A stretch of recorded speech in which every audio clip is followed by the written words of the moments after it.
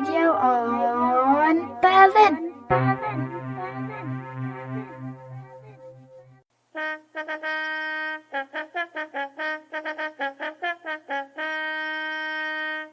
イングランド北部のニューエルサレムから少女歌アンデッド歌シェフィールドパトロールグルプがザホイールとザークルを披露。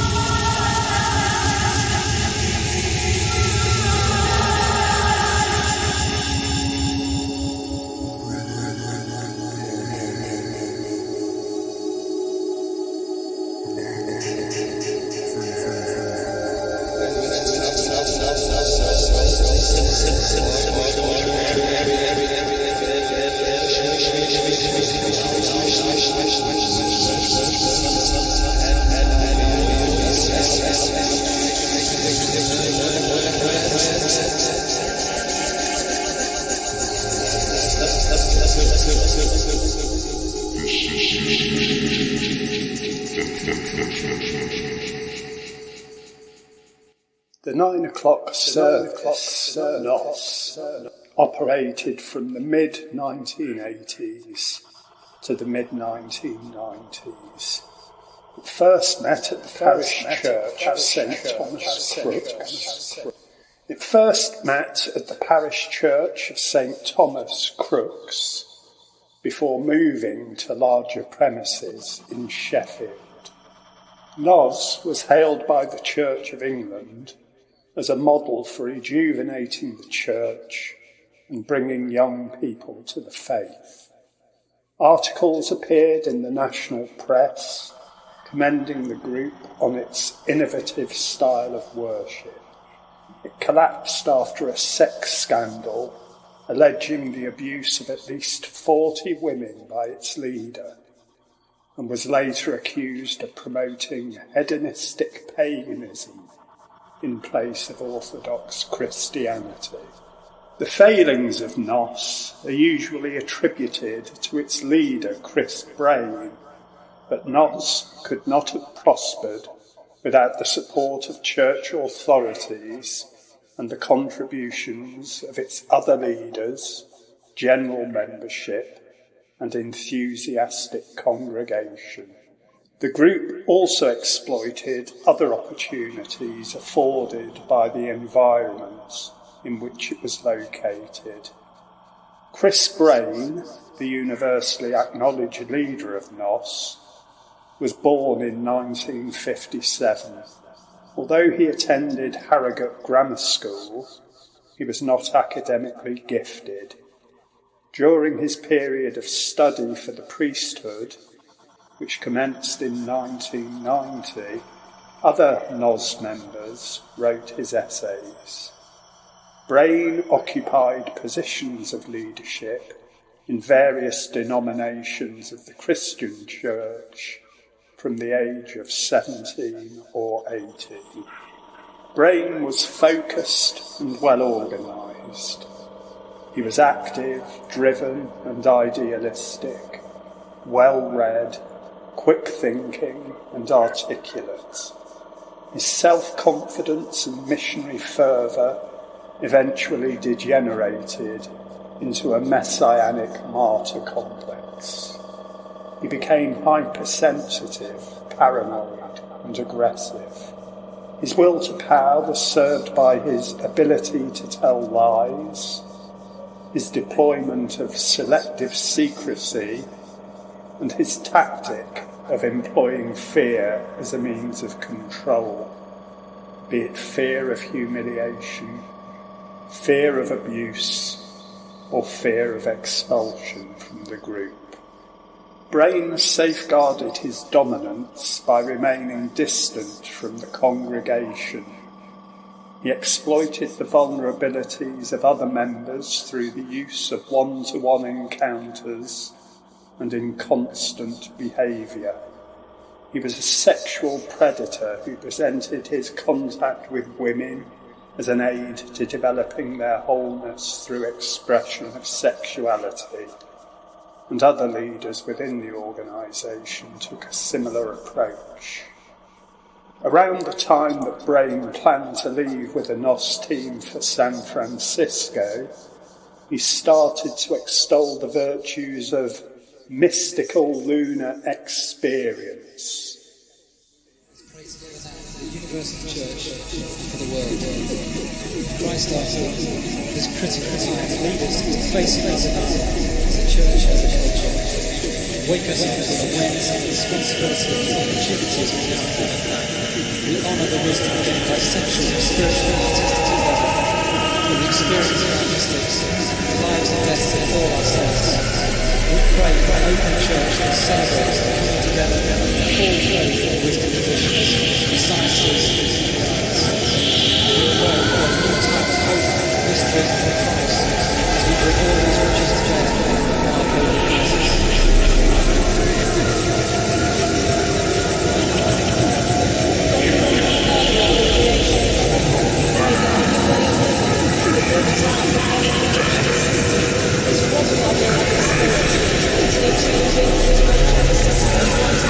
It's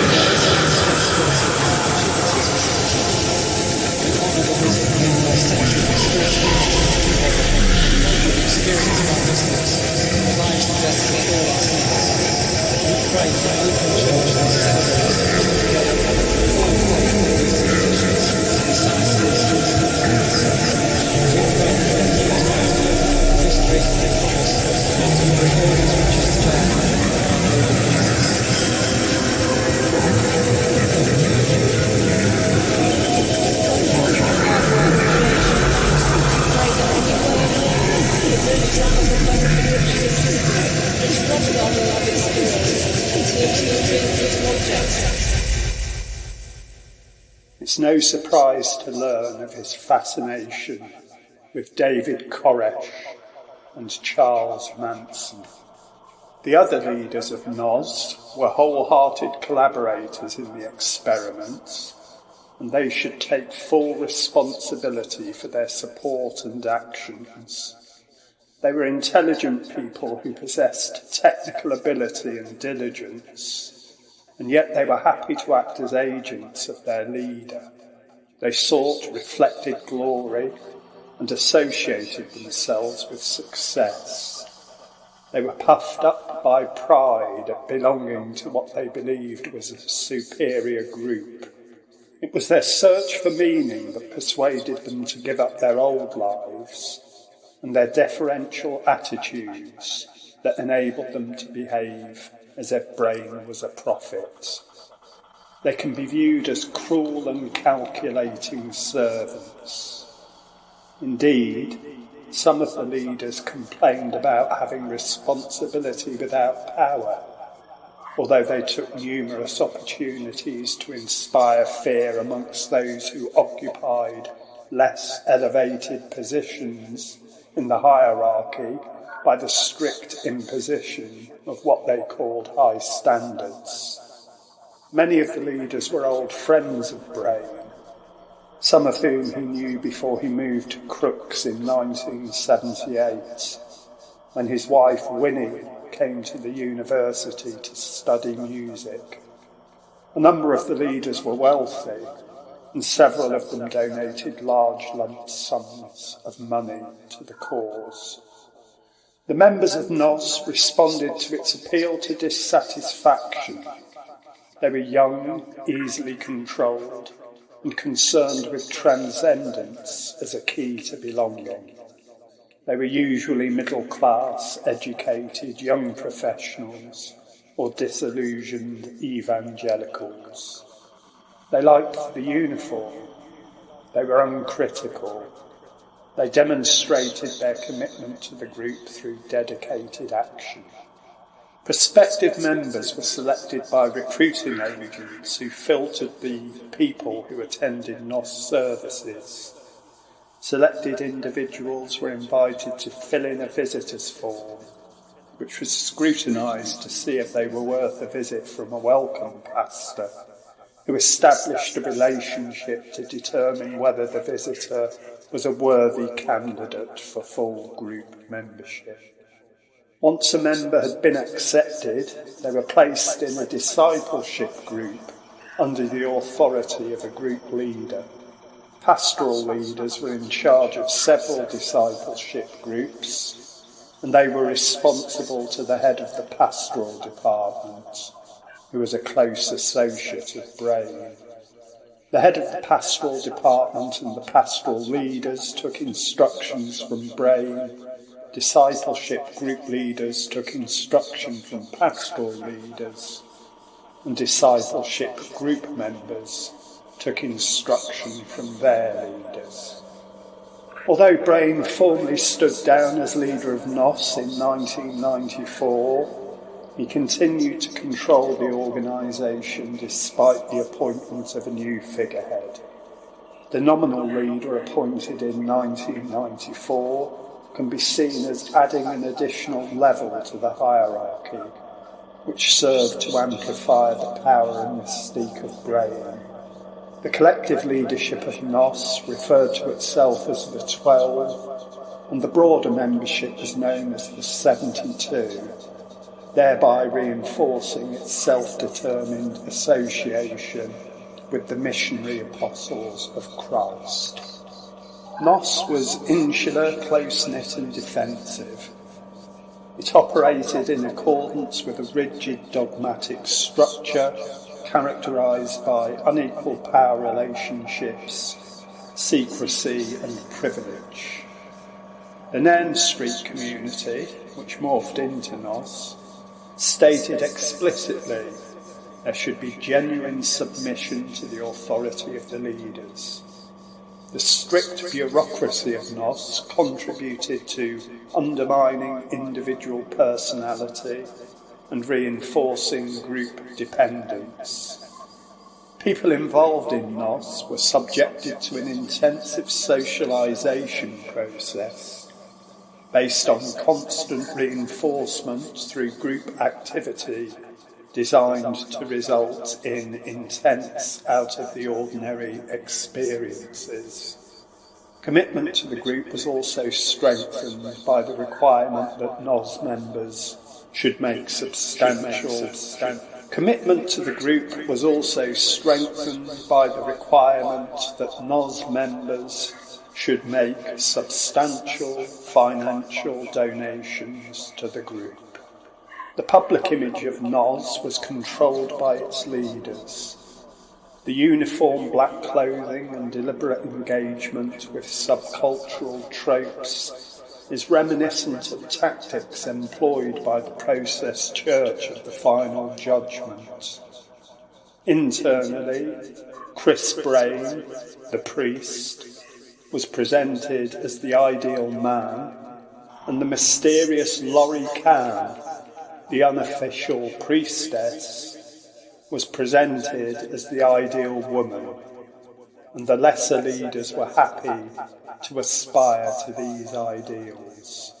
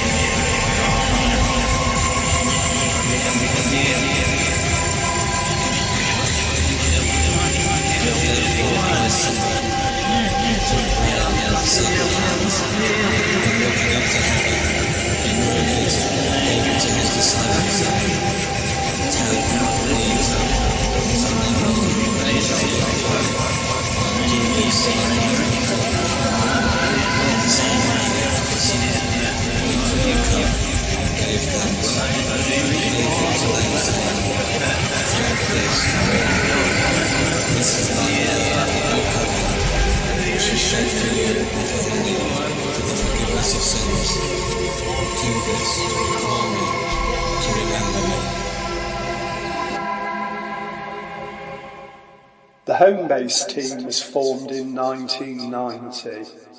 Initially, it consisted of 6 young women who were recruited to help with chores in the Brain household and told they were to be post-mobbing mums.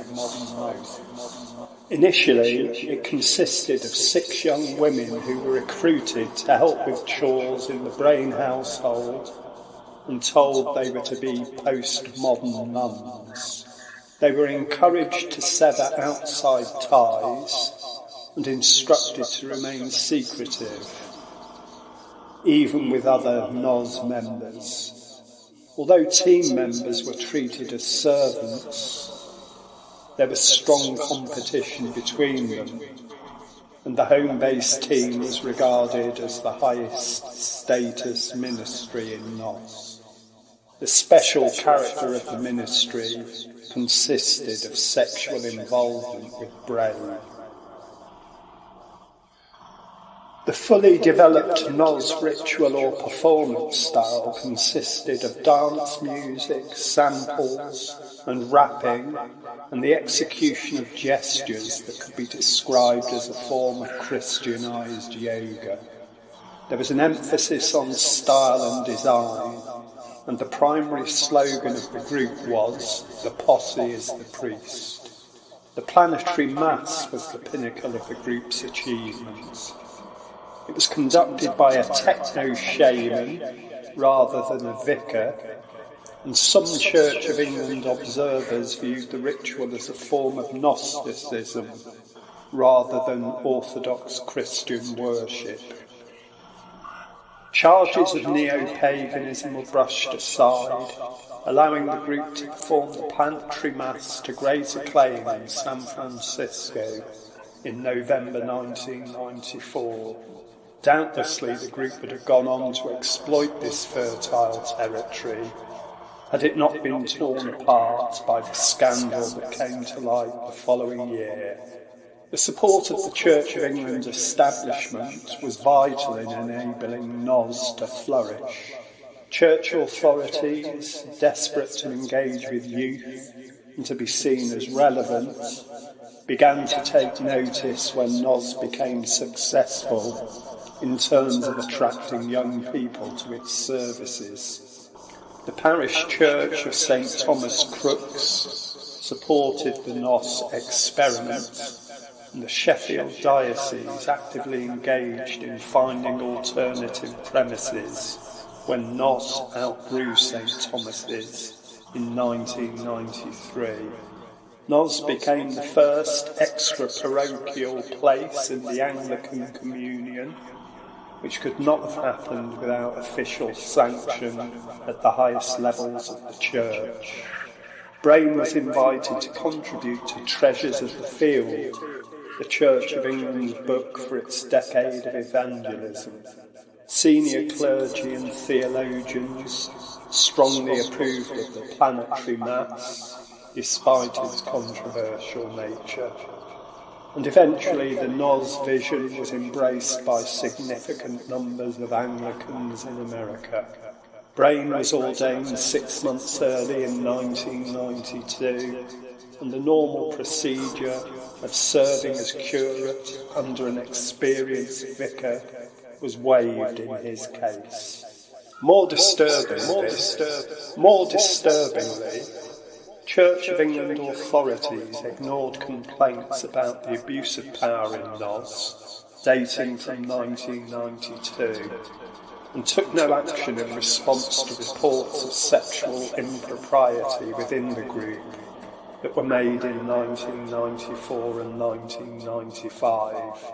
Even after the scandal broke, the Church repeatedly refuted allegations that the group was a cult as part of a general media strategy of minimising the significance of what had happened in NOS.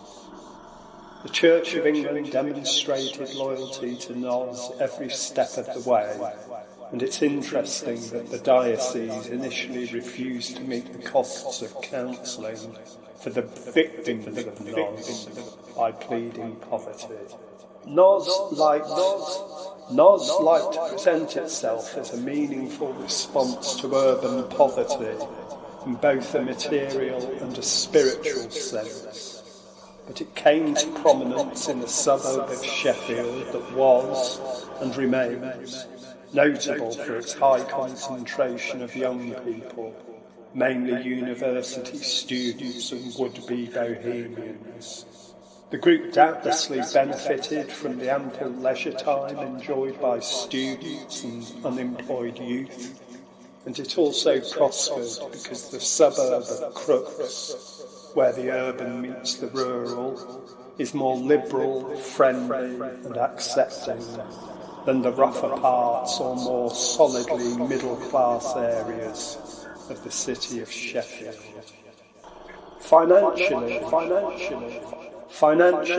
NOS benefited from the fortuitous inheritances of close associates of Brain in the late 1970s, before the formal appearance of the group. NOS also exploited opportunities created by the success of a number of Sheffield bands in the early 1980s. For example, Brain's band Tense supported Cabaret Voltaire at Sheffield's premier alternative venue, The Limits, in 1981, and the growth of the rave scene, which emerged a few years later and was particularly strong in Sheffield. NOS was a contemporary of the Temple of Psychic Youth, and was similarly, although less creatively, associated with developments in the field of performance art throughout the 1980s.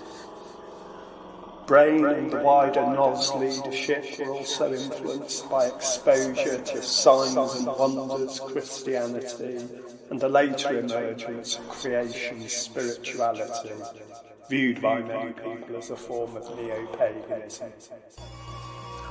We can no longer see ourselves as self-separation. We're all contributing to participate in the story of the universe. We're all